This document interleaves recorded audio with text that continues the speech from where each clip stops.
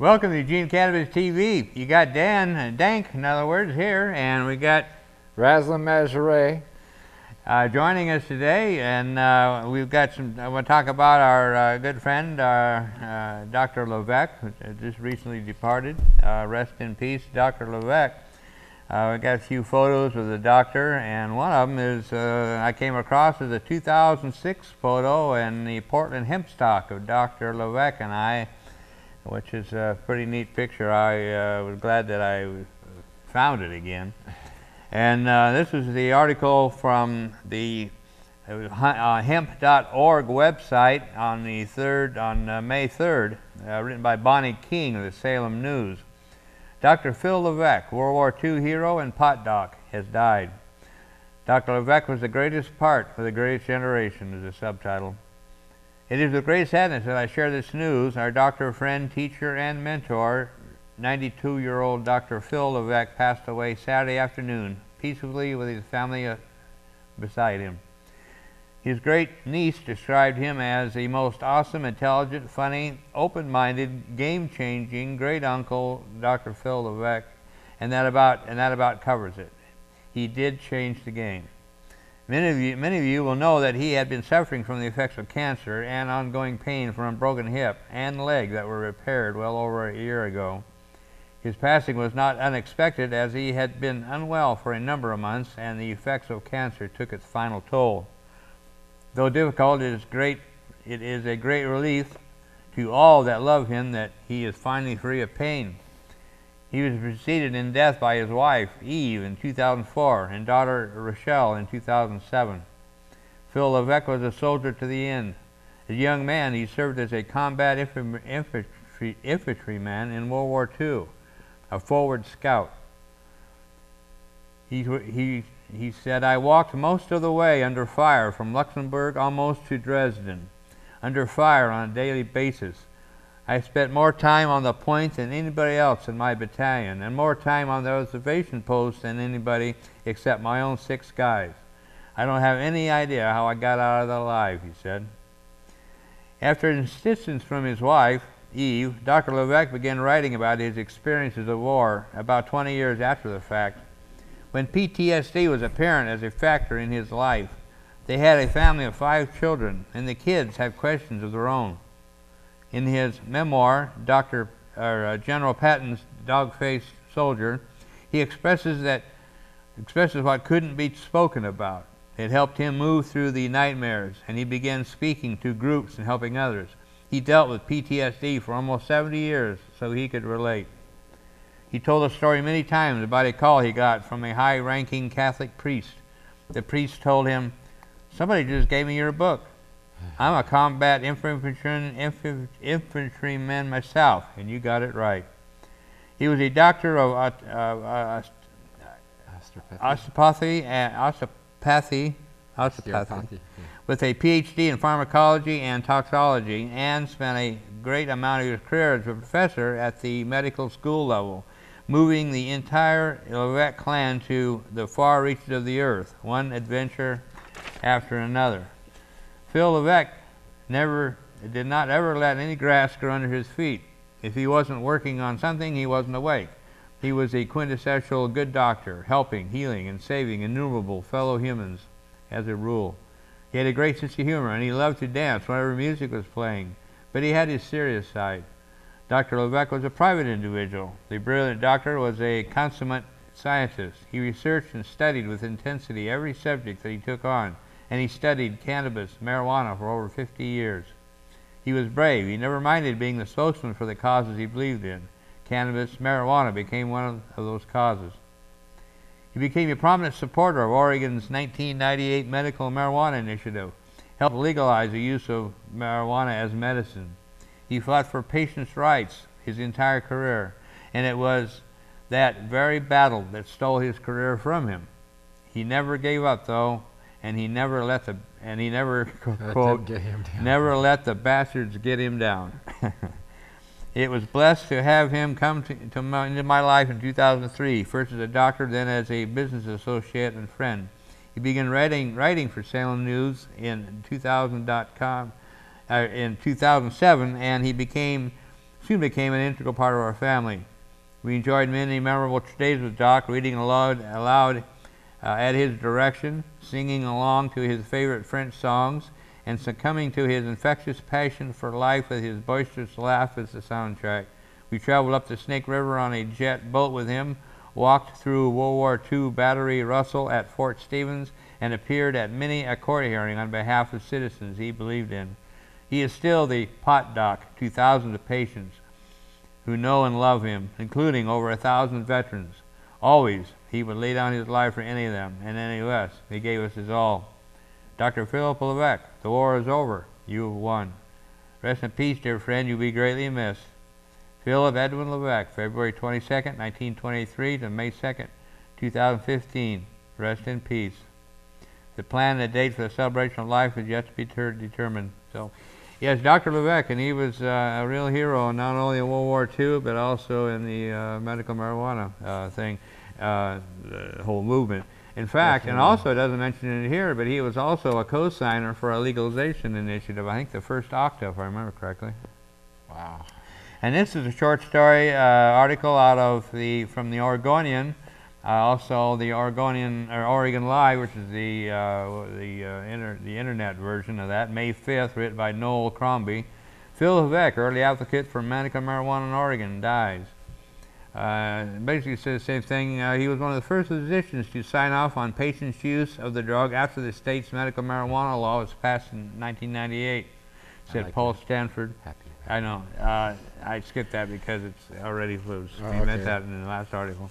And no longer, he was longer an advocate of marijuana legalization and a friend of Levac. Levac was a regular co-host of Stanford's weekly show, Cannabis Common Sense. Stanford said the pair hosted 350 episodes of the show between 1998 and 2006.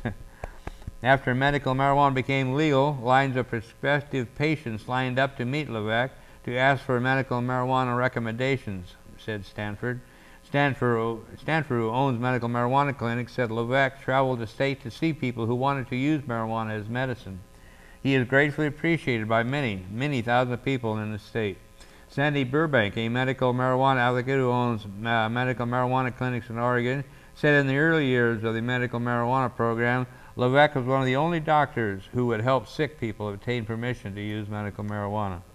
He was the only one that was aggressively doing that, said Burbank, who said Levac signed off on her first medical marijuana card about 1999. He stood up and he took the hits. Levac's death was noted by several prominent marijuana activists in Oregon, including Anthony Johnson, chief petitioner of Measure 91.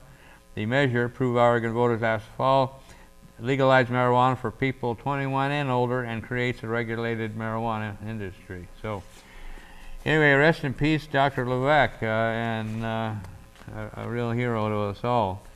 And you had to read about in the, what was this magazine? This is out of the Oregon Leaf.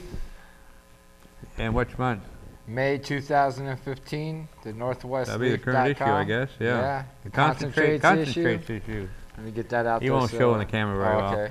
So go ahead and read the article you wanted to talk about. And these are most of these are picked up at dispensaries. This one was picked up at Oregon Growers over there. Oregon Growers, Oregon, oh no.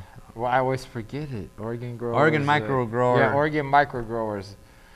So this is out of the May Prisoner Update. News from the front lines of the human solution. Oregon News about Joy Graves. On March 26th, Circuit Judge William Kramer presided over a motion to dismiss in the case of the State of Oregon versus Joy Graves and Raymond Martin. Both were charged with manufacturing marijuana within 1,000 feet of a school. The evidence, a video taken during the search of Graves' property and testimony by Sheriff Glenn Palmer. Graves' defense argued the search was illegal because the video shows Sheriff Palmer entering without permission. The judge agreed with the defense and granted the motion to dismiss the evidence on April 9th. The next day, the judge granted the state's motion to dismiss the case. On a side note, pictures of Deputy District Attorney Matt Ibsen smoking cannabis and supporting legalization have circulated on the internet. Graves appeared in court sporting one of these images on her t-shirt, along with a message about jury nullification. We talked about that jury nullification in one of our episodes last year, I think.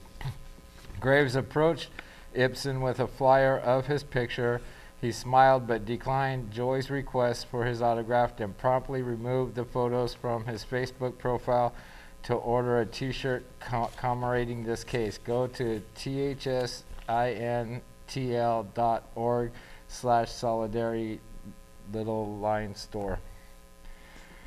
So that's, and then we have Jason Endicott. He faces extradition from Oregon to his former home in Texas, which has threatened a 40-year prison term. The waiting game is very difficult. The attitude toward cannabis seems to be quickly changing in Texas, and Jason's supporters and hoping all charges will be dropped swiftly so the Endicott family can move on with their lives. Yes, and that's a good point to bring up, is court support. If you ever have a friend or a family member that's going to court, well, basically for any charge, but specifically we're speaking of marijuana charges here, but court support is really important. If you go in and just be there for the person, because first of all, you've got the moral support, at least having somebody there. The other thing is, the more people are there, they can really make a difference, and I've seen it work.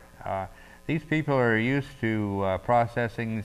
People come through court. Most of the people don't have anybody there. Maybe if they're lucky, they can afford an attorney. It might be an attorney there, and they really haven't got any friends. And so the people that work at these courts are so used to, like I said, handling these people, and they're all working together. And hey, how you doing? How's Joe? Hey, how's the wife? How's the kids? Oh, we got to play golf. You know, and these are two lawyers that are supposed to be working against each other, and they're just having a great time. You know, it's just all, they run people through there like cattle. But if you really have some support showing up, and they realize that they're being watched, you know, and it seems people. It seems to me that people have a better break and get a better chance of getting a better break. I'm trying to say so. But that's again called court support, and you can learn more about. Oh yeah, talk about the End the Drug War. Yes. Yeah, I need you to end the drug war. Learn more about the human solution. You can help end the drug war. Please call 951-934-0055 to speak with a team coordinator. We need caring volunteers to help interview prisoners, write press releases, and prepare articles for release to the media. We are also looking for talented graphic artists, social media ambassadors, and videographers. Please visit the national team website at www.thslntl.org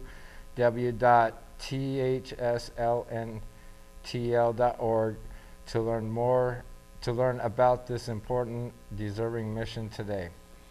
That's right, and that's the thing, is that we all can do something. And a lot of times, you know, people say, well, somebody ought to do something. Well, wait a minute, how about, why don't you do something? So that's what I did 20 years ago. I decided to do something and decided to become an activist and try to fight for legalization. Basically, I'm a freedom fighter. That's the way I look at myself. So we're going to be back to the second half very shortly, so stand by, and we've got more info for you. So we'll see you then.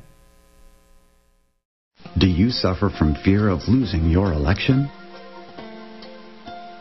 Are you terrified that voters will discover you've done nothing to improve their lives? Maybe it's time you talk to your spin doctor about Incarcerates. In clinical trials, Incarcerates has been shown effective at reducing election-related anxieties by making voters think you're doing something about the drug problem. It's simplistic and fast-acting. If your problems continue or get worse, you can always double or triple your dose of Incarcerates. Whether it's addiction, therapeutic use, or just casual use, there's an Incarcerates plan for every American. Best of all, taxpayers, not you, will foot the bill. So talk to your spin doctor about Incarcerates today. Common side effects include loss of civil liberties, police corruption, racial injustice, increased terrorism, spread of HIV and AIDS, and violent crime. Bloated prisons are also a common side effect. Stop taking Incarcerates if bloating lasts longer than 20 years. If you're trying to balance the budget, keep families together, or protect human rights, Incarcerates may not be right for you. Do not mix Incarcerates with the Constitution or common sense. So start taking Incarcerates and keep pretending you're doing something about the drug problem.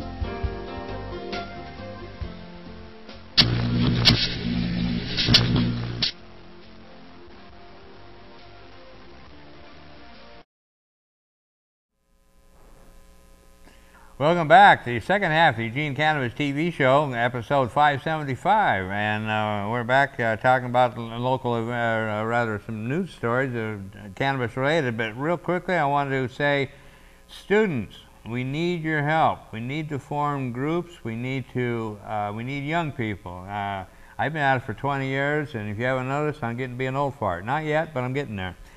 So we need young people to step up and keep up the fight. The legalization is here. The pot's going to be legal on July 1st. That's what they're saying. I won't believe it till I won't see it till I believe. I mean, I won't believe it till I see it. I'm trying to say. But anyway, since the Students for Accessible Drug Policy is a great organization, we need to start chapters in U of O and the LCC. So get a hold of us. Get a hold of me, dankbagman@hotmail.com, and it's time to step up. You meet some great people doing so. And also, this is really important, Hempfest. We got the first volunteer meeting for the Hempfest. It'll be at the Maurie Jacobs Park, and that's Saturday, this coming Saturday, the 16th, at 2 o'clock. We're meeting on the concrete pad that's over by the bathrooms, and that's Maurie Jacobs Park across the Valley River at the end of the footbridge. So try to be there and bring a friend. Okay, and got to remember, LCC stands for Lane Community College people, and they're in Eugene, they're in Crestwell, you know, they're all along within Lane County, and so you could be out at any of those colleges, community colleges, to help and try to get this students for a sensible drug policy motivated out there. Yep, you just get a hold of us. We'll help you get started and give you some pointers on what to do, and you meet some great people in doing so. And help a good cause. But so we got an interesting story here. This is about the DEA agents jailed a student for 5 days without food, water, and just got a slap on the wrist by Timothy M. Phelps on 5/5/15. Federal agents responsible for leaving a 23-year-old UC San Diego engineering student in a holding cell for 5 days without food or water received only reprimands or short suspensions from the Drug Enforcement Administration, according to the Justice Department.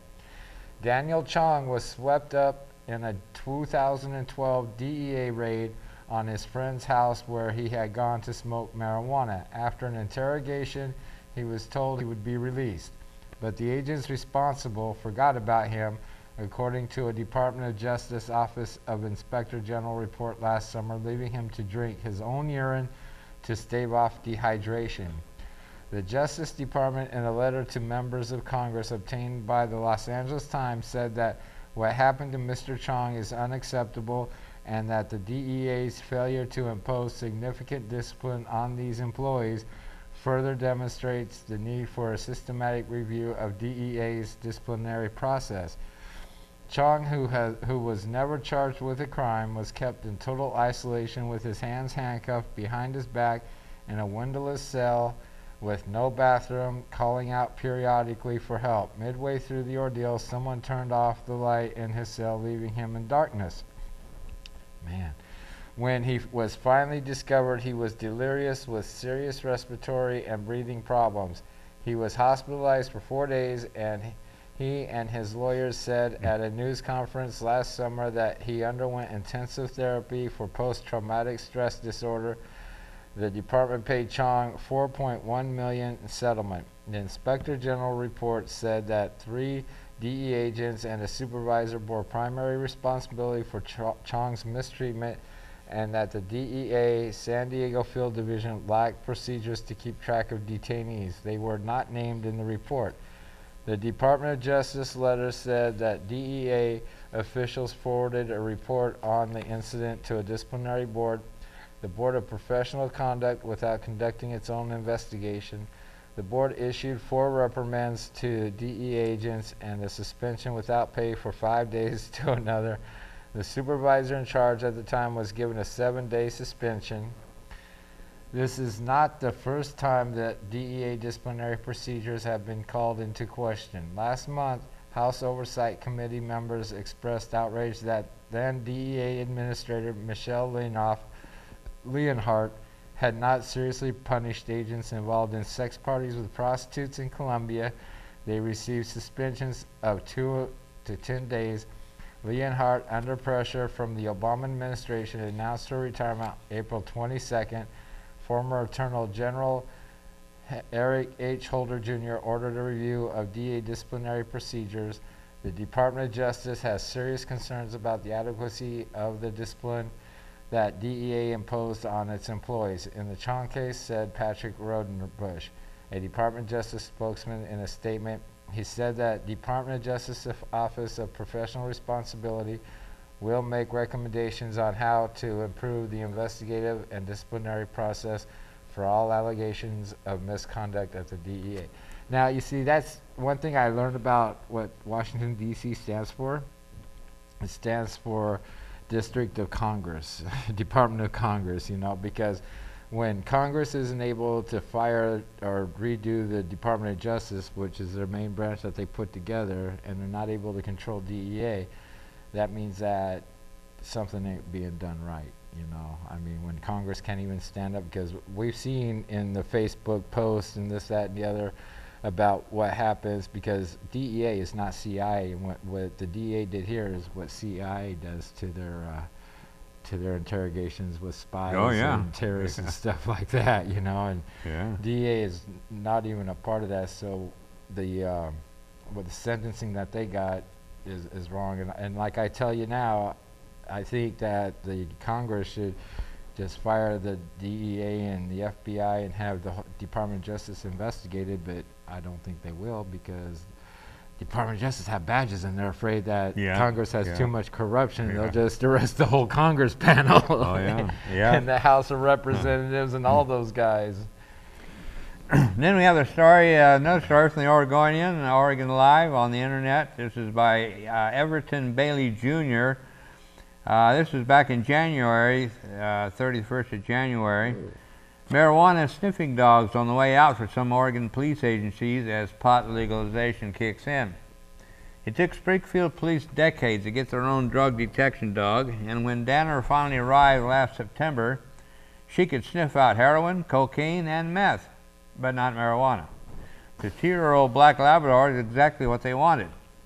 I think we saw the writing on the wall after marijuana became legal in Washington and Colorado, said Springfield Sergeant Rich Carbonell, who helped train the drug dog and the department's other 4 patrol dogs. We thought it could possibly happen here, so we decided we probably should not even train for it. Springfield is among at least a half-dozen Oregon police agencies that have decided to phase out or reassign their pot-detecting dogs as state voters legalized recreational use of the drug last November. When Measure 91 takes effect in July, people 21 and older can legally possess up to 8 ounces of marijuana and pot-infused products in a home. A person can carry up to 1 ounce legally in public. So the drug dogs won't necessarily be sniffing out a crime anymore and risk the chance of an illegal search. The dogs have the same signal no matter which drug they discover, and can determine the amount of drugs in a stash. Other cops are hanging on to their marijuana-finding dogs to use in more targeted investigations. It's still illegal for people to possess more than a half pound of marijuana, and any amount of marijuana remains forbidden in certain places, including jails and schools. So, in addition to Springfield Police Departments in Beaverton and Hillsborough, Oregon State Police and Sheriff's Offices in Clackamas and Washington counties have joined the ranks of agencies accepting new dogs that detect only heroin, cocaine, and meth, not pot. In Roseburg, police announced January 16th that they plan to retire their drug dog, Dora, sometime before July 1st, and give her to the Douglas County Sheriff's Office. Canine Dora has been trained to detect marijuana along with several other illegal narcotics, but unfortunately she cannot be untrained to detect marijuana and therefore can no longer be used to patrol canine after the measure takes effect, the department said in a statement. Dora will be used at the Douglas County Jail to find marijuana and other contraband. Roseburg police hope to get a replacement dog in the summer that doesn't search for marijuana. The Portland Police Bureau and Multnomah County Sheriff's Office are among the agencies that won't that don't have any immediate plans to make changes. They still need the dogs to help bust large-scale marijuana trafficking. We are waiting on some guidelines from the state and district attorney's office on how the new law will affect search and seizure. But until we get those answers, we aren't going to buy any new dogs that are not trained for marijuana. St. Anne police are also taking a wait-and-see approach with their one-drug dog. So anyway, that's what the trend is, that no more detecting of marijuana, which reminds me of the story that we did a while back, which I always, one of my favorites. I think it was Indiana where the police department decided to train their own drug dog. And so they got some coke out of the evidence locker, and they were training this dog with the coke, and it worked out really well. And so they finally decided that the dog was ready to go and be a drug dog, you know. So they deployed the dog, detect drugs, and they started having troubles immediately because the dog kept hitting on diaper bags and babies.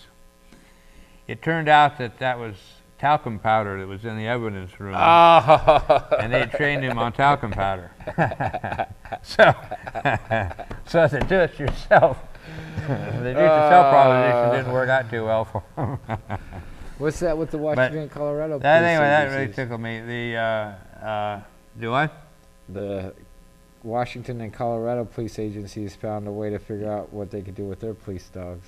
Well, we're running out of time. That's why I 30 dropped seconds. the story. We just got 30 seconds, so I want to tell you again, don't forget, the Emerald Empire Hempfest volunteer meeting is this Saturday. That's on May 16th at the park and at 2 p.m. So, and we're looking for volunteers and about everything. We're looking for security. We're looking for the food crew. We're looking for Give your phone number whatever. And go to emeraldempirehempfest.com or send an email to dankbagman@hotmail.com. So we're going to be here next week, and I hope you will too. We'll see you.